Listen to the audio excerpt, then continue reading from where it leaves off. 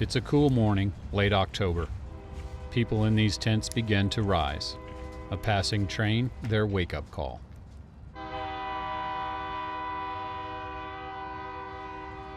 This is Camp Bravo, next to Santa Rita Park on Tucson's south side, a place where homeless vets and others can find comfort, food, and shelter.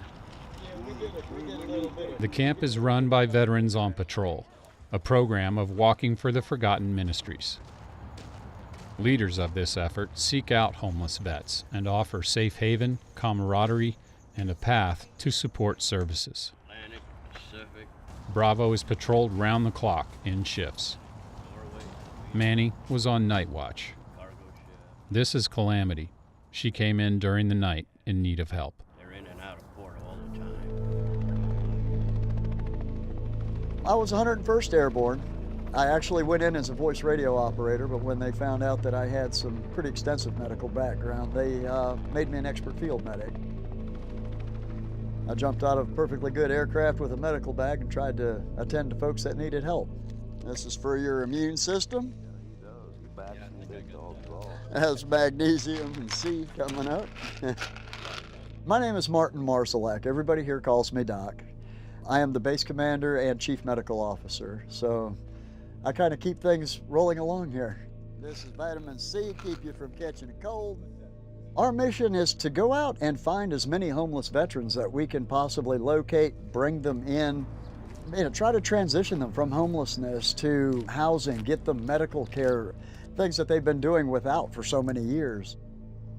I'll have to get the make and model of this thing, give the VA a call, have them get you another mirror. We have something here that I've never found anywhere else. We have a VA navigator, somebody who knows the system, knows who to talk to, knows who to call if you don't get what you need, and he does it for us, and that's Doc. He's just the best there is.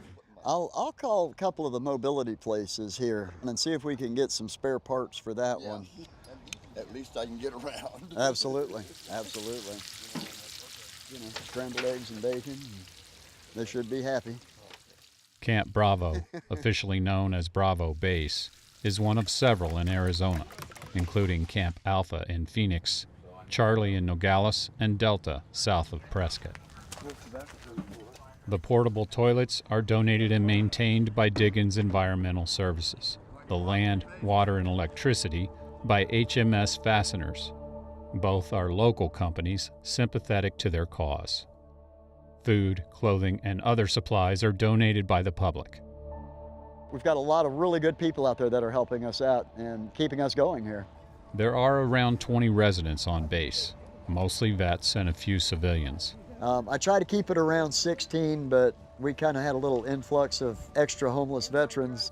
Some move on, and others take their place. You can't turn them away. I can't turn them away. I'm a Native American, and every Native American needs to do his wartime. So that's what I did. I joined the service. Manny Jimenez is 66 years old and has been homeless for more than a year. Somebody needs to take a picture of that, yeah. He's been here at Bravo for several months. 4 years on the USS Pocketuck, an attack oiler. That's a tanker with pom-pom guns. Great against jets. 3 more years Merchant Marines. Yes, I'm an old merchant seaman, drying up in Arizona. 3 times a week, Manny travels to the VA on South 6th Avenue for treatment. My liver and kidneys are not doing what they're supposed to do.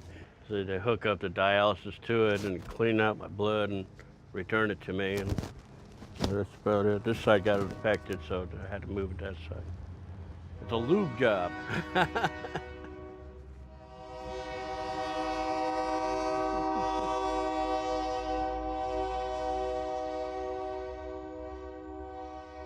That there is still a fair amount of drug abuse in the park, heroin, methamphetamine. That doesn't come over here. To live here, there are 8 rules they must follow, including no drugs, no alcohol, and no smoking in tents. The third rule is residents need to help around the base on a daily basis. There's just tons of stuff buried. One way they are helping is by maintaining nearby property. Here they remove trash and debris from a trackside ravine. Well, I haven't found any needles or anything yet, so that's a good thing. They work to stay here. They all have various job tasks assigned to them. Through donations from the public, they have enough supplies to share with folks outside the camp, and they do every day. Little snack food in there. There's some peanut butter, some ravioli, good stuff like that. We love that stuff. Thank you. Hey, you're very welcome. You guys take care out there. I'll see you tomorrow morning. Anybody that needs food can come here and get it. There you go. Right now we're preparing roughly 200 food boxes a week. It's hot, be careful. Yep, oh yeah. Yeah, thank you for bringing him over. What began with just a few tents more than a year ago has grown both in size and organization. Camp Bravo has become a refuge for many, but memories of life without shelter or protection are close. For me, it was daily uncertainty, not knowing where you're going to get your next meal, not knowing where you're going to spend the night the next night, where it's going to be safe, not knowing if somebody's going to come up and club you in the head while you're sleeping and steal what little bit of belongings you have. I was picked up by two really big people, put in an alley, and they tried to cut my throat. And closest they got was my chin. I kept putting my chin down so they couldn't get my throat. Somebody from one of the apartment houses called the cops because they saw what was happening.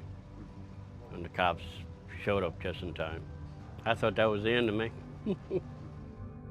It hurt my pride first time I had to fly, sign, and beg. I think the biggest challenge is the guy who yells, "Get a job." You know, the people who just don't see you. You feel invisible. And that's the most horrid thing in the world. It's just not to be recognized, not to be acknowledged. People don't want to see it. You know, we want to pretend it doesn't exist. Nothing that I'm proud of, I'll tell you that. I wasn't raised that way.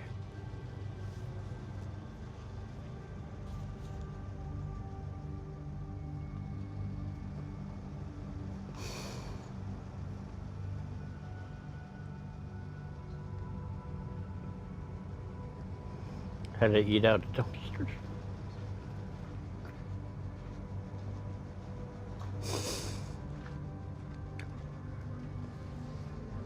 I can't talk about it.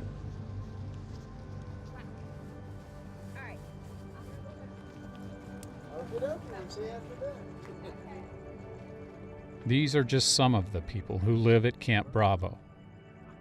In time, new faces will arrive with different stories but common needs. It's a fellowship.